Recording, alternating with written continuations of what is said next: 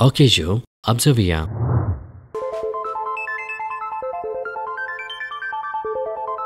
I have created a small setup for you to understand the concept easily.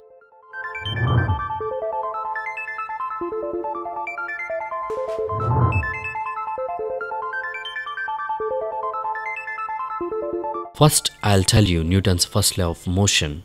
According to Newton's first law, any object at rest remains at rest, and an object in motion remains in motion at constant speed in a straight line unless an unbalanced force is applied to stop it. Look at this ball. Now it is in rest because here all the forces are balanced, so it remains in rest. Now let us apply unbalanced force like this. Now the ball moves and remains in motion with the same speed in the same direction until unbalanced force is acted on it.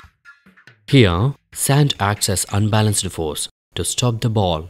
Here, both frictions from the sand and air resistance or the unbalanced forces have slowed the ball and finally it is stopped.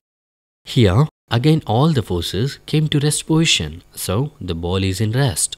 This is Newton's first law of motion. This is also called as law of inertia. So simple, Bob. It means if all the forces in an object are in motion, then the object will be in motion. If all the forces are in rest, then the object will be in rest. You are right, Joe. Bob, what is law of inertia? Joe, inertia is a tendency of a body to remain at rest, or if moving, it continues to move in a straight line, is called law of inertia. Look at this example. Here, I am fixed one bob with a thread and kept one glassware straight to it.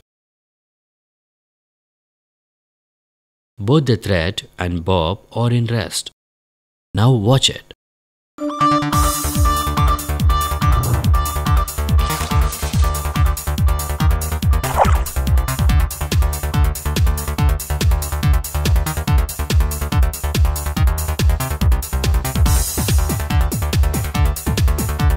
Wow, Bob, how it happens?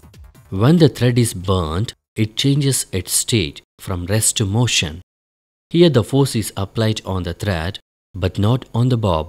So the bob moves and falls into the glassware because it remains same state of rest due to inertia.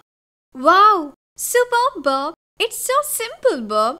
What about remaining laws? Wait, Joe. Take a short break. I'll be back.